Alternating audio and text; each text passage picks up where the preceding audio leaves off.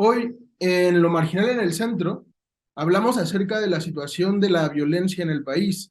Entender este problema es cada vez más complejo y encontrar soluciones es más difícil aún, sobre todo también porque las distintas lecturas que se hacen de la cuestión de la violencia, que es una cuestión que interpela directamente a los mexicanos y a las mexicanas, es a menudo insatisfactoria también. Hay consensos, pero hay grandes divergencias en torno al origen y al desarrollo de la violencia en nuestro país. ¿Por qué la violencia en México? ¿Por qué las violencias en México? Para entender y discutir esta cuestión nos acompaña Nelson Arteaga Botelo. Él es coordinador de investigación y profesor investigador de la Flaxo México, es doctor en sociología, es miembro del Sistema Nacional de Investigadores Nivel 3, miembro de la Academia Mexicana de Ciencias y Faculty Fellow en el Centro de Sociología Cultural de la Universidad de Yale. Hola, Nelson, gracias por estar con nosotros en Lo Marginal en el Centro. Bienvenido. No, al contrario, muchísimas gracias, Aquiles. También está con nosotros Gerardo Rodríguez Sánchez Lara, coordinador académico del Centro de Estudios sobre Impunidad y Justicia de la UDLAP. Es profesor e investigador del Departamento de Relaciones Internacionales y Ciencia Política de la misma institución, maestro en Políticas Públicas comparadas por la Facultad Latinoamericana de Ciencias Sociales. Gerardo, gracias por aceptar venir a Lo Marginal en el Centro. Muchas gracias, Aquiles. Creo que podemos empezar la conversación y quería comenzar contigo, Nelson, sobre todo intentando entender el origen de estas violencias en nuestro país, un poco preguntándote, porque el presidente Andrés Manuel López Obrador ha afirmado que la violencia ha disminuido, pero por el contrario, los medios de comunicación nos presentan que ha incrementado, o más bien han incrementado las noticias sobre hechos violentos, por lo que parece que estos hechos violentos o la violencia ha incrementado.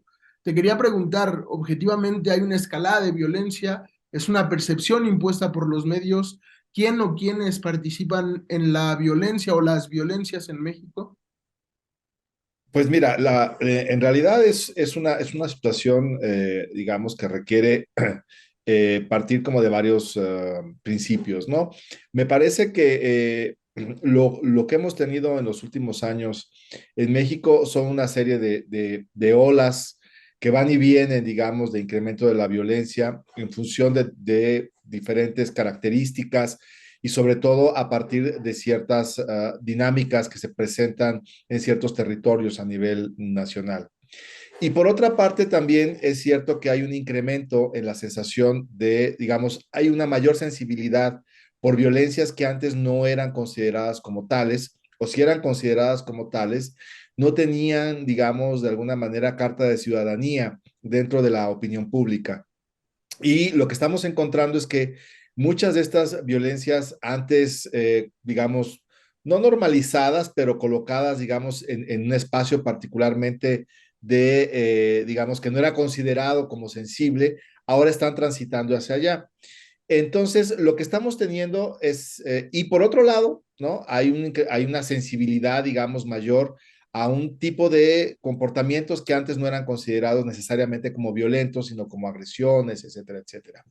Entonces, lo que estamos teniendo en los últimos años es un conjunto de estos distintos elementos que efectivamente generan la sensación real, en algunos casos, en otros no tanto, de que la violencia se está incrementando, ¿no? Si hacemos digamos, un análisis histórico de esto y volteamos la mirada, por ejemplo, hacia la década de los 90, vamos a encontrar, ¿no? Que hay, de alguna manera, una sensación y un sentimiento muy similar.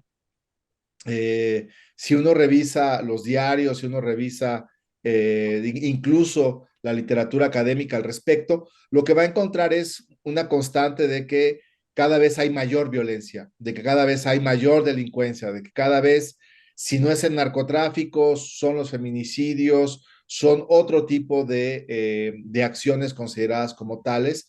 Y eso nos debería llevar a reflexionar sobre cómo estamos de alguna manera construyendo, ¿no? Como sociedad, las narrativas y los discursos alrededor de la violencia y qué significa eso, ¿no? Qué es lo que nos está, digamos, hacia dónde está apuntalando estas narrativas, esta sensación, en la forma en cómo construimos o criticamos o cómo planeamos, ¿no? La forma en cómo convivimos y cómo estamos construyendo el espacio democrático en el país. Sí, me ha parecido muy interesante la forma en cómo planteas el problema de la violencia, sobre todo en la percepción, y quizá en la segunda parte vuelva a preguntar sobre algo que comentabas que se me hacía muy importante, que es este oleaje o estas, digamos, este elemento cíclico que tiene la violencia, un poco para preguntarnos los porqués. ¿Por qué funciona así? Creo que es muy interesante pensarlo también. Quería preguntarte, Gerardo, en la misma sintonía que lo he hecho anteriormente, ¿ha aumentado la violencia en el país en estos últimos años? ¿Es la violencia un sitio en que nos hemos, digamos, instaurado y que estamos condenados a permanecer? Y la violencia, te quería preguntar también si se reduce a sectores de la población que participan en estas actividades, digamos, ilegales como el tráfico de personas o el narcotráfico, o hay una violencia generalizada que podemos pensar también, una violencia de grupos del Estado en contra de la población. ¿No? Son un chorro de preguntas. Sí, sí, disculpa. Eh, bueno, a ver, si quieres, vamos con el tema de las violencias. Pongámosle números, ¿no? Estamos en una planicie, por ejemplo, de homicidios. Si analizamos nada más el tema de homicidios, México por año está teniendo 30,000 homicidios por año, ¿no? Entonces, es una pandemia, absolutamente, o una epidemia de homicidios, según los datos de la OMS, los criterios de clasificación. Entonces, aunque la tendencia de crecimiento bajó, siguen siendo muy altos. Este sexenio seguirá rompiendo récords de los sexenios anteriores, ¿no?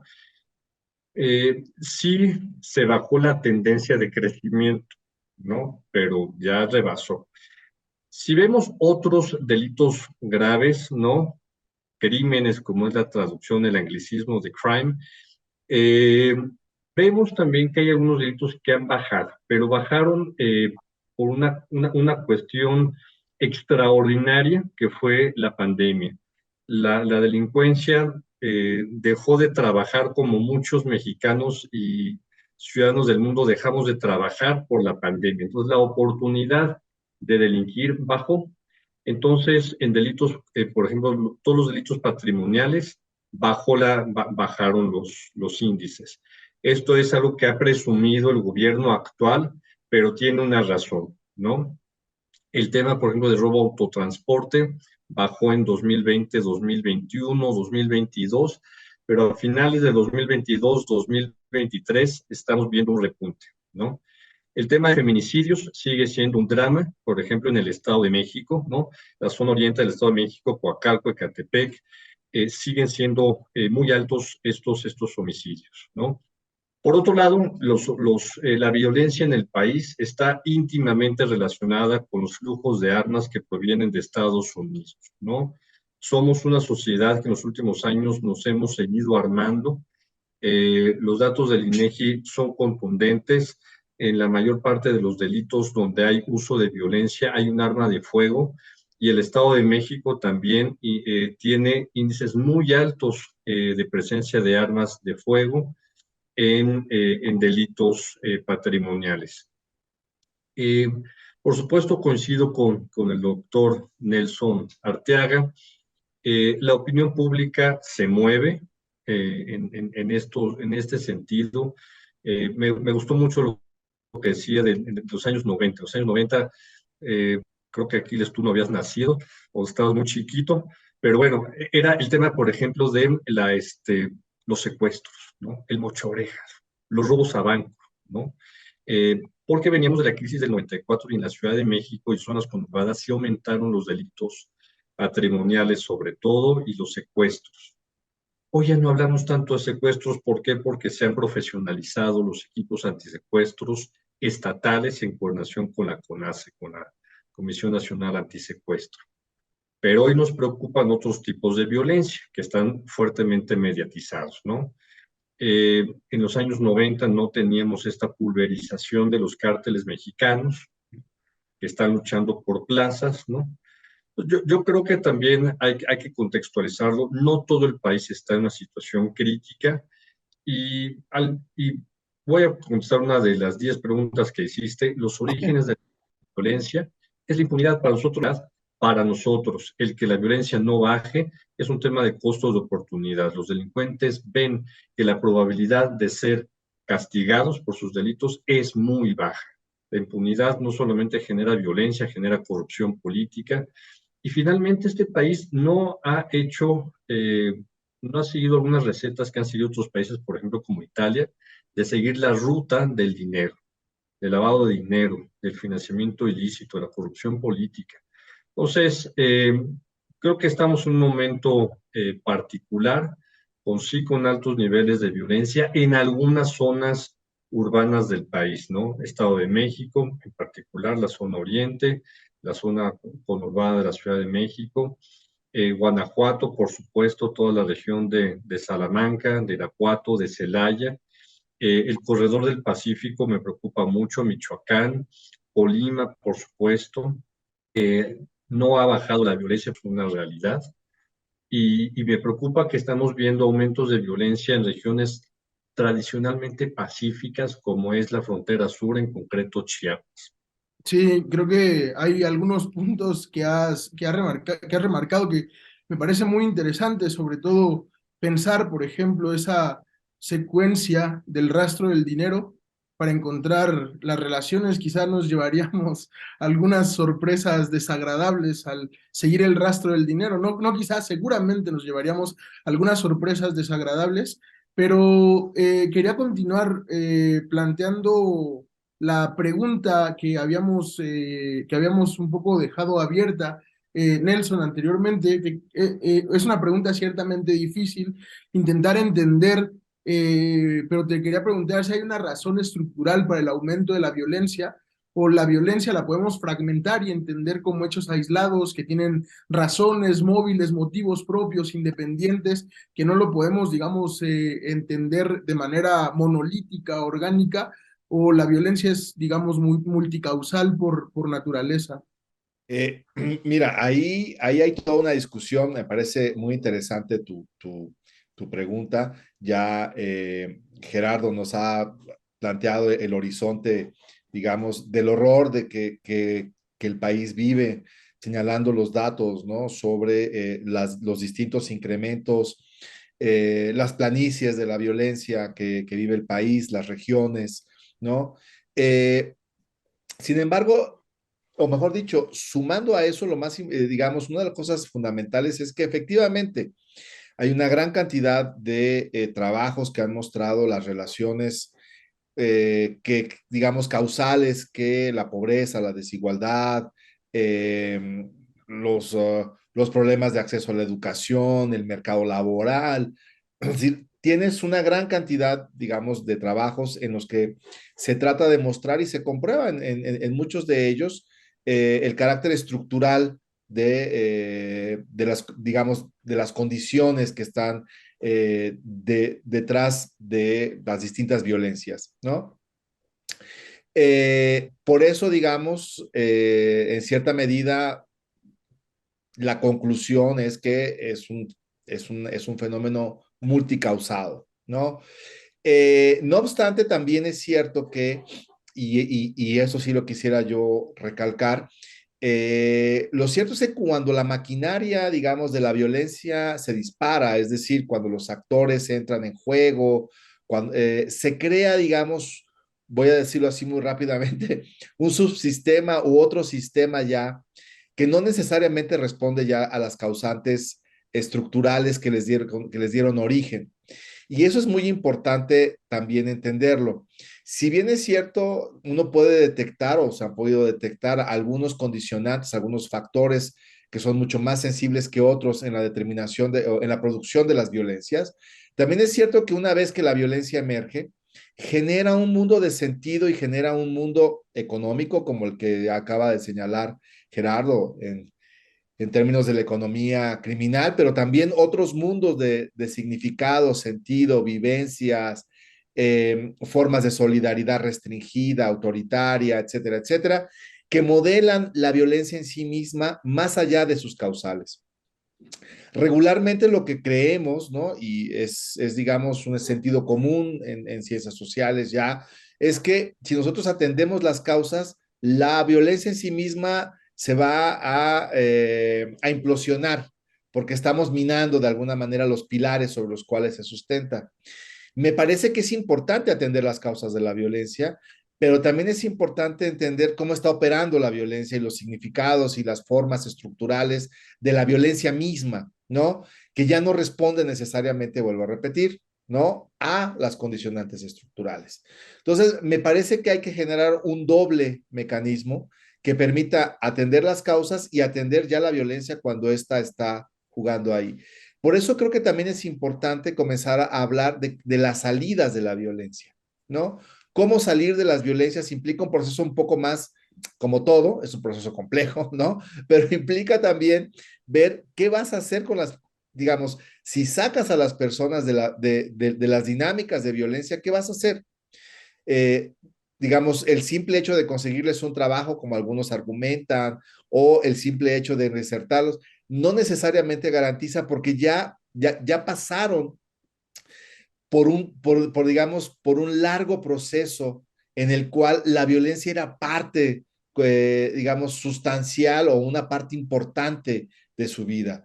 Y todo lo que eso traía alrededor, ¿no? Un reconocimiento particular en una comunidad, solidaridades, insisto, restringidas, autoritarias, violentas, formas de compartir, digamos, una visión del mundo específico, y esos elementos son muy difíciles como todo, ¿no? Son muy difíciles de fracturar, pero me parece que es un punto en el que poco se pone atención, ¿no? Este gobierno, como otros anteriores, han constantemente señalado que solo falta dar empleo y solo falta dar, digamos, ciertas condiciones para fracturar la dinámica de la violencia. Eso quizás puede servir para que no se inserten más personas, pero las que ya están tienen también mecanismos de atracción y mecanismos de reclutamiento muy particulares. Y esos mundos morales de la violencia son los que de alguna manera también es necesario comenzar a entender y comprender para poder generar una lógica mucho más amplia de atención a estos procesos.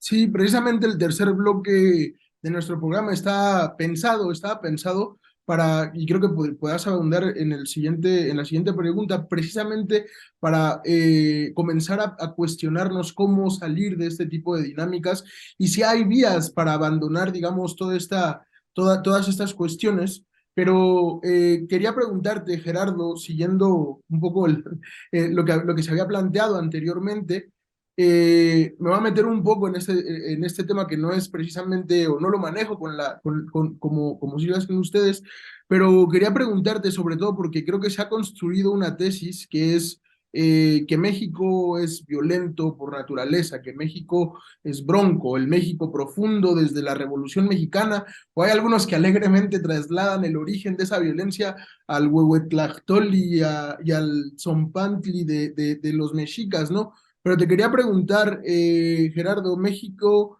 vive en una violencia permanente, inevitable? ¿México es un país esencialmente violento? ¿O podemos encontrar explicaciones históricas, culturales, estructurales que nos ayuden a entender estas dinámicas en nuestro país? No, yo no creo en esa hipótesis de que los mexicanos somos violentos y corruptos per se, lo traemos en los genes, absolutamente no. Es un tema de Estado de Derecho, ¿no? Si hacemos comparaciones barbáricas, podemos decir que pues, entonces, los países nórdicos donde se desarrolló la cultura vikinga, que era terriblemente violenta, Hoy Suecia, Noruega, Finlandia son los estados con mayores niveles de Estado de Derecho, de justicia, bajos niveles de violencia. Entonces, pues no son los genes ni la sociedad, es la construcción de instituciones para prevenir los delitos, investigarlos, castigarlos, ¿no? ¿Por qué los mexicanos a pocos cambian los genes cuando van a Estados Unidos y respetan las leyes, ¿no? De tránsito, ¿no? Entonces, es un tema de Estado de Derecho, de cultura de la legalidad también, de compromiso de las instituciones políticas, estatales, locales y federales, una falta de coordinación también. México tiene un déficit terrible, por ejemplo, de jueces y de fiscales. Tenemos solamente 4 jueces y 4 fiscales por cada 100,000 habitantes, cuando el promedio en América Latina es de 8 y 10, de 8 a 10 más o menos, y en el mundo, con base en los datos que tenemos del índice de impunidad, son alrededor de 16, ¿no? Habiendo países que tienen hasta 40 jueces por cada 100,000 habitantes, como Eslovenia o como Croacia, ¿no? Entonces, es un tema de capacidades, es un tema de coordinación. México vive también un drama de descoordinación de sus instituciones de gobierno en materia de seguridad, ¿no? Entonces, son problemas estructurales, funcionales, y la parte social yo creo que es una variable que, por supuesto que no podemos dejar a un lado, ¿no? Tenemos una sociedad terriblemente alienada, desigual. eh, los estudios contemporáneos sobre prevención de la violencia te dice que no es la pobreza la generadora de violencia, es la desigualdad, sobre todo la desigualdad en las ciudades, ¿no? Que es más lacerante. La oportunidad de delinquir también es otro factor. Eh, Te digo, como bien también señalaba el doctor Nelson, la economía del crimen, ¿no? Si el costo de oportunidad de ser aprendido, castigado es muy bajo, pues seguirán habiendo incentivos para esos criminales a seguir delinquiendo. La aportación de armas, la posibilidad de acceso a armas provenientes de Estados Unidos ha incrementado también la violencia de algunos cárteles, ¿no? Entonces, se tienen que trabajar todos estos frentes, ¿no? La inteligencia también es muy importante, no todo es la fuerza del Estado, también la inteligencia estratégica para desarticular estas organizaciones criminales, la inteligencia financiera también, que ha cobrado mucho ímpetu en este sexenio, pero que se ha politizado también. Entonces, son estrategias multidimensionales las que se tienen que llevar a cabo. El tema de la Guardia Nacional, por ejemplo, pues México no tenía una policía nacional. El presidente López Obrador heredó una policía de 26,000 elementos para un país de 120 millones de habitantes, ¿no? Entonces, no es un tema tampoco de que si los militares se la han pasado en las calles y no han resuelto el problema, pues no, es un problema de los gobernadores también, ¿no? La Constitución lo señala claramente, es una responsabilidad compartida entre los 3 niveles de gobierno, ¿no?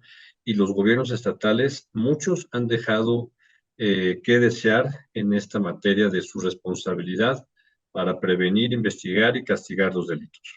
Sí, creo que no podría estar más de acuerdo en las cuestiones que se plantean, sobre todo atendiendo también a esta experiencia histórica y al aumento de la violencia.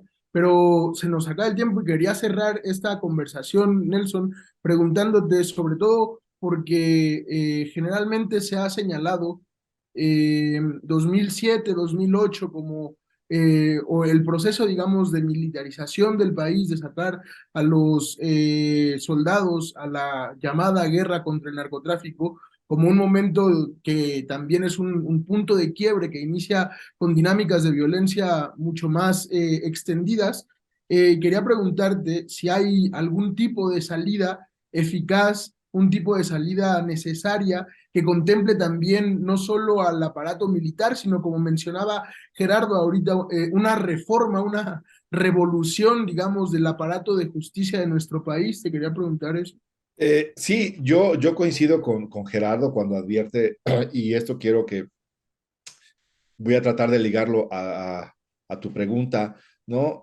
Yo considero, igual que Gerardo, que efectivamente no hay un código o un gen cultural violento en la sociedad mexicana. Esto me parece que siempre hay que remarcarlo. No obstante, todas las sociedades tienen una forma particular de vincularse con la violencia, ¿no? Bien señalaba Gerardo hace un momento las dinámicas, por ejemplo, en los países nórdicos, donde las violencias que tienen, digamos, las violencias que históricamente producen son muy particulares, por ejemplo, los altos niveles de suicidio, ¿no? Por poner un ejemplo, ¿no? Los Estados Unidos tienen una forma muy particular de significar su violencia, ¿no? A partir, por ejemplo, de los casos que hemos visto que se han incrementado recientemente, ¿no? Eventos de disparos de forma masiva, ¿no? En escuelas o en espacios abiertos. Cada sociedad, digamos, de alguna manera, dirían ciertas corrientes en antropología, generan la violencia que pueden significar, ¿no? Es aquella violencia que tiene sentido, ¿no? En México, algunas de estas violencias que he marcado no son, digamos, expresiones comunes. Tenemos nuestras propias formas de hacerlo. Y eso no significa que seamos más o menos violentos que otros países. La violencia es una forma, digamos, a través de la cual se significan ciertos elementos. Y me parece que en México lo que estamos viviendo es que la violencia se está convirtiendo, se ha convertido en los últimos años en una forma de establecer y significar relaciones sociales muy particulares. Y eso debe ser preocupante. Y me parece que esto tiene mucho que ver también con la forma en que el incremento de la violencia se comienza a dar a finales, bueno, que siempre hemos tenido estos vaivenes, pero hay un contexto muy particular de violencia que se empieza a generar a finales del periodo de Vicente Fox. Es, por ejemplo, cuando empiezan a aparecer las primeras decapitaciones entre narcotraficantes. Es la primera vez en que empieza a haber una violencia que es, digamos, inédita en el país. Y de alguna manera la respuesta que se da es la respuesta que conocimos todos y que de alguna manera sí se puede observar, por ejemplo, en mapas que hemos desarrollado, ¿no? Como aquellos polos que tradicionalmente eran violentos en el sur de Guerrero, en Sinaloa y en otros, que históricamente, digamos, concentraban digamos, la comisión de delitos vinculados sobre todo a temas de narcotráfico, cómo los municipios aledaños comienzan también a generar, digamos, una violencia muy similar, ¿no? Y cómo después, sobre todo ya durante el gobierno de Peña Nieto, nuevamente se empieza a concentrar esa violencia en esos espacios. También, y un poco para hacer el comentario muy rápido, ¿no? Podemos encontrar, por ejemplo, en algunos estudios sobre acoso, ¿no? Que las denuncias están sobre todo muy marcadas en centros urbanos. Y eso no tiene necesariamente a veces que ver con que haya más acoso en esos lugares, sino hay una capacidad mayor por parte, en este caso, de las mujeres, de poder detectar, son mucho más sensibles, digamos, para poder establecer dónde empieza el acoso y no. Entonces, ese tipo de cosas me parece que es importante también ponerlas en el centro de la discusión. Las salidas de la violencia, yo creo que, como bien señala Gerardo, pasan por una reforma institucional, por acabar con la impunidad, trabajar sobre esa parte. Y también me parece que por la parte más social tiene que ver con cómo vamos a sacar o cómo van a poder salir estos actores de la violencia, y no solamente el narcotráfico, la gente que ejerce la violencia contra las mujeres y que ha sido detenido o que ha sido, digamos, detectado, entre otras violencias, ¿no? Cómo vamos a recolocar o cómo van a poder de alguna manera salir de de ese sistema, digamos, cultural, económico, e insertarse nuevamente, digamos, en relaciones que no pueden ser consideradas como violentas. Sí, para terminar, para cerrar la conversación, Gerardo, desde el principio hablabas, creo que fue bastante incisiva las prerrogativas sobre la necesidad de cambiar el sistema mexicano en el sentido de que uno de los marcos más generadores de violencia es la impunidad en el sistema mismo de administración de justicia. Te quería preguntar qué medidas se pueden ensayar para el control o para la disminución de la violencia en el país. Mira, hemos visto casos en otros países cuando están bien apertrachadas las instituciones no solamente de seguridad, sino de justicia. Hay inteligencia preventiva, hay combate al lavado de dinero, hay combate a la corrupción política, hay sistemas de justicia que no se anquilosan, sino que hay rotación de los jueces, hay castigos y premios también a los jueces, hay prisiones también que no están saturadas. Creo que esto es todo un conjunto de acciones que se tienen que hacer. Hay también, no soy experto, ahí lo es más el doctor Arteaga, es el tema de las políticas sociales, ¿no? México tiene una muy baja participación social. Los ciudadanos mexicanos participan poco en organizaciones ciudadanas. Las encuestas del INEGI lo dicen muy claramente. Eh, un 12% de los mexicanos participan en alguna asociación vecinal, comunitaria. La mayoría son de las escuelas de sus hijos o religiosas. Pues bueno, pues hay que aprovechar eso. Hay que trabajar con las escuelas, hay que trabajar con las iglesias, hay que trabajar con los centros comunitarios. Eh, Cómo se han perdido también las famosas, el tejido social, cómo se come esa palabrota, ese concepto de tejido social. Pues bueno, es que las sociedades tejan redes de apoyo también para sus comunidades, ¿no? Entonces, son muchas cosas que se tienen que hacer al mismo tiempo. Cultura de la legalidad, yo creo que también México tiene que promover eso, la cultura del respeto de las leyes, ¿no? Y no este concepto de que si no transas, no avanzas. Yo creo que es la cultura cívica también parte de ello. Entonces, son muchos factores que se tienen que trabajar al mismo tiempo, estimado Aquiles. Bueno, lamentablemente se nos acaba el programa. Creo que dejamos muchas cuestiones en el tintero y que podríamos retomar. Ojalá en algún momento podamos volver a hablar sobre esto. Sin embargo, quiero terminar este programa porque no puedo hacerlo de otra forma, denunciando también el feroz asesinato en el estado de Guerrero de Conrado Hernández y de Mercedes Martínez, dos activistas y luchadores sociales que fueron asesinados a golpes junto a su pequeño hijo Vladimir Hernández Martínez. Creo que el Estado debe hacer justicia. Es perentorio que haya justicia y que se acabe la impunidad porque este país no soporta más impunidad. Quería agradecerte, Nelson, por haber venido a Lo Marginal en el Centro. Quería agradecerte también, Gerardo, por acceder a participar. Gracias a todos los que están siguiendo, que siguieron la transmisión en el Facebook de Canal 6. Nos vemos en próximas emisiones de Lo Marginal en el Centro.